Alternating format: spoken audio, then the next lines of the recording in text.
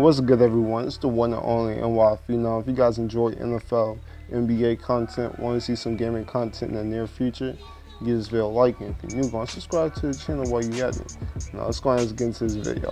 Alright, time for the 2019-2020 New York Giants team preview, man. Nothing really to say. We're just going to go ahead and get into things, man. What are the Giants doing with the quarterback situation? Now, like I said, I already made a video on it with the Eli Manning and Daniel Jones thing, where Eli Manning is a starting quarterback now. I already made my video about all of that. But are the Giants in win-now mode? Or are they playing for the future? Because I really can't tell. What is Dave Gettleman doing? You know, not to give my Giants fan a hard time. I know a lot of my Knicks fans who are showing love to the channel. I know they're also Giants fans, so I'm not gonna go too hard on the Giants, man. But look, I'm not sure what's going on, because it's like you guys want to win but want to rebuild at the same time. Now, like I said, with the Eli Manning situation, if you want to start him, but make this a farewell tour, because next season has to be where Daniel Jones is playing, right? He has to play by next season. I was watching some of the tape, some of Daniel Jones' tape at training camp the other day, and I gotta say, man, Daniel Jones, he throws a really deep ball, man, really pretty deep ball, man. His deep ball is actually pretty impressive. Now, I will say, did they overdraft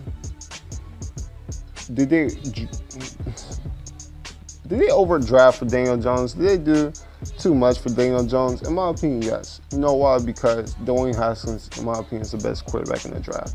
Sorry, Giants fan. I just gotta say what it is. But I will say this. As much as I believe that Dwayne Haskins is the best quarterback in the draft, I'm not sure if that's how the executives in the organizations and the front offices believe, because there were some talks that Daniel Jones is going to get drafted by the Dolphins if he fell. There was talks that he would probably get drafted to the Broncos if he fell to that next pick. There was talk that the Redskins would probably drafted Daniel Jones over Dwayne Haskins. So if you wanted Daniel Jones that bad, go ahead. I mean, like I said, this dude, Daniel Jones, is so, like, he reminds me so much of Eli Manning. He's like a mixture of Eli Manning and Peyton Manning in one, if that makes sense. Excuse me. Shit. God damn.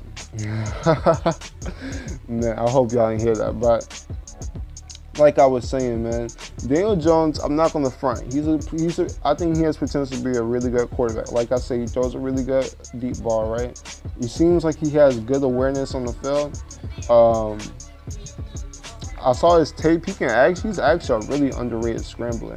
I'm not saying it's Lamar Jackson or Kyler Murray or any of these top scramblers in the league, but look, he can scramble the ball a bit, right? So you're gonna get somewhat of a mobile quarterback.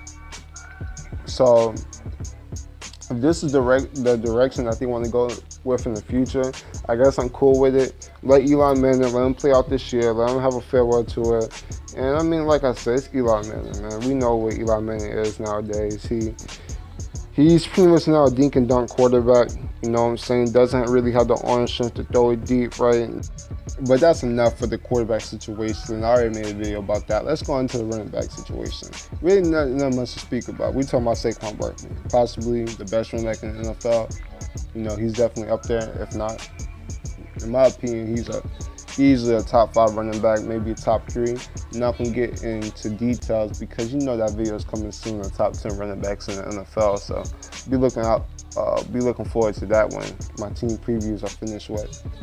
But really not much we can say about Saquon Barkley. He's probably one of the strongest running backs we have in the game, one of the most athletic running backs we have in the game. He's elusive, crazy elusive. He's 234, right? This dude is built like steel. I mean, this dude's a monster. I mean, this dude in his rookie season was looking like, I don't think I ever seen a rookie running back just come in and make that type of impact. We know what Saquon Barkley is. Do I really have to speak on it? I mean, it's Saquon Barkley, right? So I can see Saquon Barkley having a crazy year. I mean, Eli Manning, if Eli Manning's a quarterback, we know that he's not going to throw the ball 30 or 40 times a game.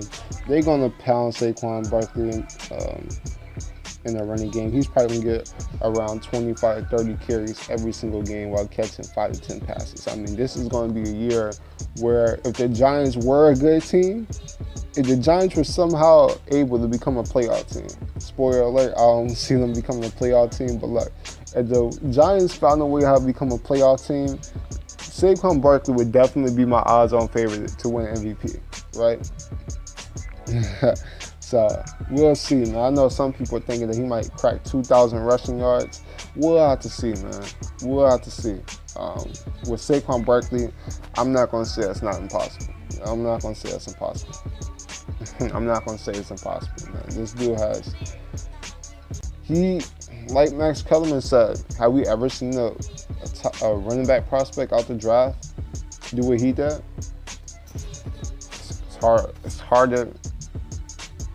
It's hard to compare, man. It's hard to compare.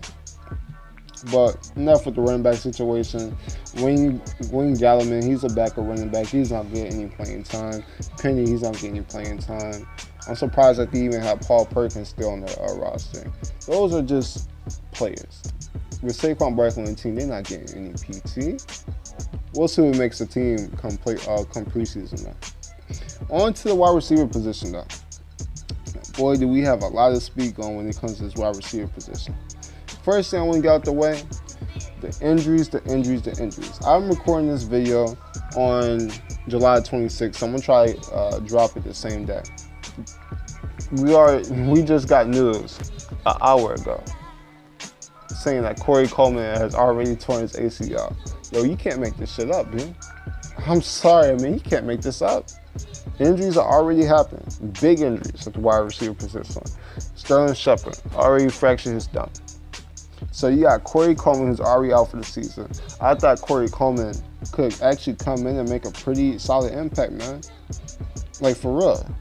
I mean, he has all the attributes to come in and make an impact. Remember, he was one of the top wide receiver prospects coming out the draft a few years ago. And I hate to say this, but I'm not sure if Corey Coleman is ever going to get a chance to make an impact in the NFL. So, I mean, that's kind of a sad situation, but I mean, Sterling Shepard already fractured his thumb. This is one of the things that Giants Nation kept on talking about Sterling Shepard. They said that he has potential to be a really good wide receiver. They think that he has potential to be a number one option at the wide receiver position, especially with Odell out. But injuries play a big part of that. You got to stay on the field. Like I say all the time, the same thing I said about my Carson Wentz video when he got paid. The best attribute, the best ability is availability. Point blank period, man. You got to be able to stay on the field. So they already got a few injuries knocked up. Now I think Golden Tate is going to come in and be that number one option, right? He can work in the slot. He can be on the outside. He's short, but he can run routes. He's going to be, he might crack 1,000 yards. You got Darius Slayton, who I think is going to come in and make a pretty good impact. This dude has speed to get past the defense. I think he can become somewhat of a deep threat. The only reason I'd say that he might not perform that much this year is because he's not going to throw the deep ball that much, in my opinion. I mean, with Eli Manning being the quarterback, I don't see him really throwing the ball deep. Now, I have seen, I'll keep it a buck. Same thing I'll say about Eli Manning is when I saw him in training camp yesterday, it looks like he's in shape a bit. It looks like he lost a few pounds, so we'll see if he'll be able to stretch that deep ball back. I mean, I just don't see Eli Manning throwing a deep ball like he did in 2011. So deep threats like Darius Slayton is going to be interesting how they can make an impact. We might not see him make an impact until Daniel Jones is the quarterback. But, I mean, that's pretty much all about the wide receiver position. I mean, the rest of it is just blah, right? Bernie Fowler, Cody Lattimore. I mean, those are players that you can see doing something, but you have to show it. You have to show me. Can they make an impact? And you know, they're put in a tough situation with Eli Manning being their quarterback. No shade to Eli Manning, but you in your last years, my man. So the wide receiver position is, it's going to be Golden Tate, Sterling Shepard if he can stay on the field, and maybe Darius Slayton when it comes to a deep threat. If they can find a way how to get him the ball in a deep passing game. We'll see how that works out. But I mean, this is what happens when you trade Odell, a top 5 receiver in the NFL. When you trade the top 5 talent, I mean, of course you're not gonna have the same production at the same position like you did last year.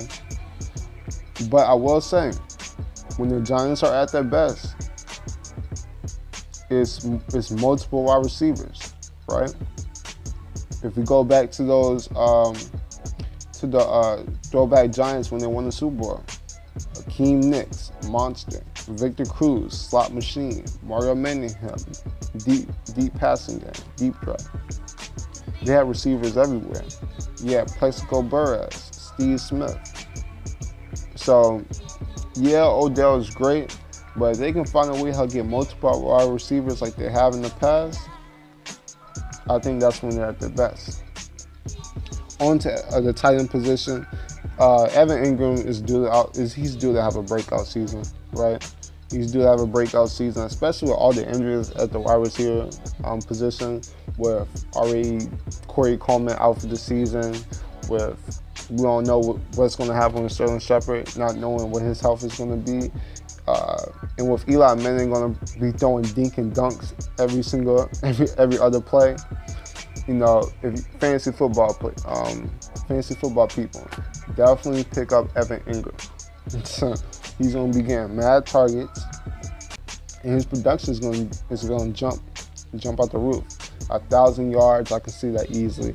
He's going to probably be in the top 5 tight ends when it comes to receiving yards. So yeah, he's due to have a breakout season for real. But that's pretty much all about the tight end position. Expect Evan Ingram to come out and just catch mad passes from Eli Manning. But I mean, the offense overall. Oh yeah, speaking about the offensive line, can't forget about the offensive line. The whole entire offense crumbles if there's no offensive line. This is what I will say about the offensive line. I don't think it's as bad as people say it is. They did trade for Kevin Zeitler in the offseason. He was part of the Oliver Vernon trade in the offseason. People don't know because a lot of people, they don't really pay attention to Cleveland football. I mean, until this season. But in the past, they haven't really paid attention to Cleveland football. Kevin Zeitler is definitely a really good right guard. So I think that was a really good trade. He's going to open up running lanes for Saquon Barkley. He's going to help the passing game. I like that trade.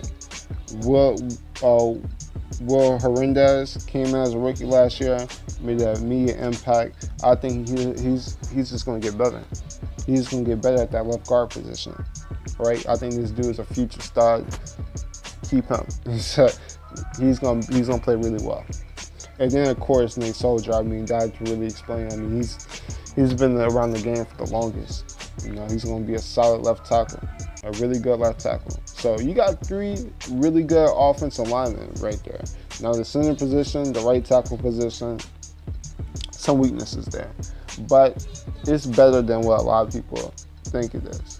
So I mean, the offense overall, it is what it is. It's going to be Saquon Barkley, and it's going to be Evan Ingram, and everybody else get it where you fit it, man. I think Golden Tate is going to come in and be really good. I mean, Golden Tate is just a solid receiver, man. Trust me, as a Seahawks fan, I know the production that Golden Tate can really bring. I mean, Detroit, he did the same thing. Middle of the season in Philadelphia, I know he really couldn't get into his groove, but you're talking about a Philly team where they had multiple wide receivers and they had multiple tight ends that they could target. So it was really hard for him to get into, his Golden Tate days. But I expect him to come out and have a really good season. So you have talent on the offensive side. It's going to be a big thing if players can just stay healthy. And right now, the injury bug is definitely getting to the Giants for real. On to the defense, man. On to the defense. A lot of things changed about the defense. Of course, they drafted Dexter Lawrence in the first round. I really like him, man. I really love nose tackles, man. I don't get the disrespect that nose tackles get. I mean, people think that nose tackles are irrelevant. Like, people try to tell me that Damian Harrison, who I believe is a top nose tackle / defensive tackle in the NFL, people try to tell me he's not because he's a run stopper. Fuck you mean? Yeah, he's an amazing run stopper. And you acting like run stopping is not valuable. Well, if run stopping isn't valuable, then tell that to the Chiefs. Tell that to the Chiefs that run stopping is invaluable. Why weren't the Chiefs in the Super Bowl last year if run stopping just isn't valuable? I'm pretty sure the Chiefs would have loved to have Damian Harrison in the middle in overtime last year, while Sony Michel was just running straight through the Chiefs' defensive line last year. I'm pretty sure Chiefs fans would love to have Damian Harrison in the overtime game last year, in the AFC Championship game versus the Patriots. Yeah, nose tackling is valuable. I think Dexter Lawrence is going to come in big body defense tackle. I believe he's like 340. I mean, this dude's big. I mean, they had to go out there a nose tackle. I mean, when you lose someone like Damian Harrison, they'll come in and replace him. I think Dexter Lawrence can be a really good nose tackle. Stop the run. He's just gonna play huge. Dalvin Tomlinson, another really good defensive tackle. I like his game. Really good awareness. Can get out there the passing, disrupt timing. And then you got B.J. Hill, who, I mean, he's a young player. He's a young player. We're going to see what he can do his upcoming season. I believe last year he was a rookie. And, I mean, he showed some signs. That he can produce. I mean, the defensive line overall is young. And I think they're going to improve. They're just going to improve throughout the season. Like I said, I like the Dexter Lawrence move. Right? I think he's going to come in and he's going to really make it hard for teams to run up the middle. Dalvin Tomlinson, I just think that Dalvin Tomlinson and B.J. Hill, they're just going to improve throughout the season. So I think the defensive line is actually solid. I know they lost Oliver Vernon. I know they lost Damian Harrison. So, of course, they don't have a Damian Harrison. But this defensive line, in my opinion, is actually pretty solid. The three-man front. Now, with this being a 3-4 defense, the linebackers play a huge part of the defense, of course. Just running through the linebacking core, Lorenzo Carter, Alex Ogletree, DJ Goodson, Marcus Golden. The linebacking core, it's too inconsistent for me. Now, I will say, players have been playing well. I really like me some Alex Ogletree. Right, I really do. I think he's going to come out and he's going to have a really good season. I think B.J. Goodson is going to come in and have a pretty good season. I think Lorenzo Carter. I think with this being a young linebacking core, I think that they're going to, like pretty much the defensive line, improve over time. It's not going to be something that they're just going to come in week one, stopping teams. Like I believe they played the Dallas Cowboys week 1. If Ezekiel Elliott is there, by the way, we're going to speak on that when I talk about my Cowboys preview. But say if Ezekiel Elliott is ready to play week 1. I'm not sure they're going to be able to stop Ezekiel Elliott in that offensive line week 1. But throughout the season, I can see the linebacking core getting better, stopping teams in coverage. So I think this linebacking core has some potential to be really good in the future. But starting week 1, kind of shaky. On to the secondary. I think the secondary is pretty underrated, man. I gotta keep it a buck. I think the secondary is actually pretty underrated, man. Let's speak on it. Now, they moved on from Landon Collins. And for you guys who don't know or haven't seen my Washington Redskins team preview, Landon Collins is one of my favorite defensive players in the entire NFL. I love him at the strong safety position, man. Just the plays they can make, him being able to stop the run, him able to play in the box and make plays. I mean, I think that was a loss, but I get why he's not on the team anymore. I mean, if you have nothing but young players on his defensive side, you're not going to try to pay a veteran 5 years, $85 million. So I get where they're coming from. And the move that I did like is the trade. I mean, okay, you traded Odell, but they were able to get a strong safety back from that deal who's actually really solid in Jabril Peppers. He's pretty much like Landon Collins. He can play in the box. He can tackle. He's actually might be a better coverage safety than Landon Collins. And he can also play in the special teams. I mean, if you guys haven't seen Jabril Peppers kick returning and punt returning highlights, man, go check that out.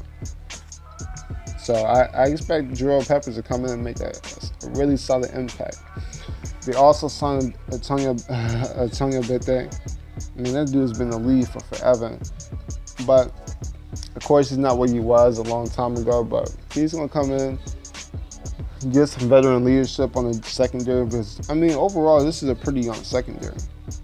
So, he's going to come in and be that veteran. They also got Janoris Jenkins, who I guess at this point, he's also a veteran. He's been around the league for a while. I mean, he's a solid cornerback. I think he's kind of fell off a bit from what he was 2 years ago. But this is what I will say about Janoris Jenkins. But I think a lot of people feel that he's just falling off. You got to remember, this team wasn't a contending team last year. So as much as I don't like this type of attitude when it comes to the defense, but if your offense isn't putting up points, your defense is going to quit on your offense. So I don't think we have been seeing Janoris Jenkins top level Janoris Jenkins simply because the offense wasn't putting up points and they just didn't want to play anymore. So if this offense comes in and they look like they're going to be a pretty good team, we could see top level Janoris Jenkins. And we know that top level Janoris Jenkins, he can play pretty much 90% of the wide receivers in the NFL really well. So you got him. And the thing that I really like is they drafted DeAndre Baker. DeAndre Baker, man, sure. I was watching some of his tape. He has potential to be a real top 10 shutdown corner. I believe he hasn't let any touchdowns been scored on him in his entire college football career. No touchdowns were scored in his area. And man, if he can have that type of level of production that he had in college and bring it into the NFL, man, this secondary could look scary, man. But overall, the secondary, it's all right. It's all right. And I think it's around that top 15 area. I can't put it in the top 10. I mean, there's too many question marks, right? Too many question marks. Depth seems like it could be an issue. But, I mean, you got young players. You got a lot of the young players in the secondary who can come in and make an impact this upcoming season. So, we'll see what's good with that. Overall, I think the defense is actually pretty solid. I think it's pretty solid, but I will say with it being a pretty young defense overall, besides a few players in the secondary, I mean, they do to make some mistakes, especially early in the season. So I'm not sure they'll click early in the season, but midway through the season, when we're talking about week 10 and week 11, we should see this defense really improve. So, I mean, we rank the offense, rank the defense. Also speak on head coach Pat Shermer. We'll see, man. I know he doesn't like Eli Manning as a starting quarterback. I know he wants Daniel Jones in there. I mean, he really does. For anybody who knows Pat Shermer's system, you know that he loves to run the play action. He loves to run the play action game. Loves to have a mobile quarterback who can, run an option play. I mean, there's a reason why Case Keenum had his best season in Minnesota a few years back. You know, that's the type of quarterback he wants in there. And, Eli Manning is just not that. He's a pocket passer. Doesn't really stretch the ball deep down the field. And, I mean, he's not mobile. But I'm not going to, look, like I said, I don't think Eli Manning is a bum, but you got to put him in scenarios. You got to put players around him who actually fit. And having players like Darius Slayton, who are going to run deep threats all game, I'm not sure how that fits. But you do have Evan Ingram, a tight end who can come in and run drag and curl routes and hopefully catch the ball at a consistent rate. Saquon Barkley, he's just going to dump it down to him for most of the game. So there's some ways I could see this working out, especially with the addition of Kevin Zeitler on the offensive line. I really love that move. Excuse me. I think that was one of the most underrated moves of the offseason. So I guess that's a good thing about Dave Gettleman. I know a lot of people have been giving Dave Gettleman all type of shit throughout the season. Throughout the offseason, man. Like, for real. But that's pretty much all we had to say, man. I spoke about the offense, spoke about the defense, spoke about the additions, the losses of the offseason. Yeah, that's pretty much all we really got to say. Now it's time to rank the teams, of course. And I'm going to keep it a buck. I'm going to put the Giants in tier 4. I'm not going to put them in tier 5. I'm not going to say that they're like one of the worst teams in the NFL. But I'm going to put them below average. Like I said, this team has some talent, man. You got Saquon Barkley, possibly the best running back in the NFL. Your offensive line is improving. You lost Odell, but you brought in Golden Tate, right, who's a really solid wide receiver. You hopefully Sterling Shepard can really improve, but he has to be able to stay healthy on the field. Evan Ingram is due to have a breakout season, right? This defense is young, but you drafted someone like a Dexter Lawrence, who I like, and this secondary is going to improve throughout the season, in my opinion. So I think this team is actually a tier 4 team, right? I don't think that they're this horrific. To be honest with you, besides Odell, I can make a case that this team is better than last year's team going into the season. Or am I bugging? Giants fans, tell me if that's how you feel. I don't know. In the beginning of the season, you guys still had Damian Harris and Oliver Vernon. You guys had Eli Apple and Janoris Jenkins in the backfield. I don't know, man. It's, like I said, y'all secondary, I think, is going to improve throughout the time. Like I said, you guys do have good safety play, right? Michael Thomas was a Pro Bowler last year.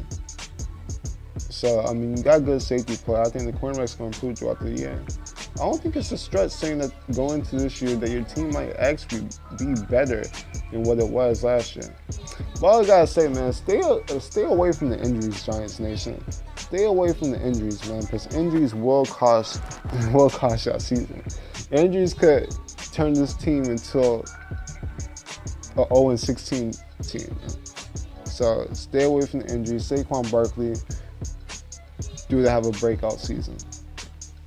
But like I said, man, I'm going to pitch y'all a tier 4 team, a below average team. But you guys have potential, man. Who knows? If one of these teams slack off in the NFC East, who knows, man? We've seen Eli Manning do it before. Everybody doubts him. He's on a contract year. Eli Manning comes out, they squeak into the playoffs, and before you know it, Eli's in the Super Bowl. That's all I'm really finna say, man. That's all I really want to speak on, man. Giants Nation. Giants Nation, man. What do you guys think? Do you guys think that y'all play our team? Do you guys think that y'all a lottery team? Let me just hear what y'all think in the comments, man. But that's pretty much all I really got to say. If you guys enjoy NFL, NBA content, and want to see some gaming content in the near future, give this video a like. If you're new, go and subscribe to the channel while you're at it. I'm the phenomenal one, and I'm out. Deuces.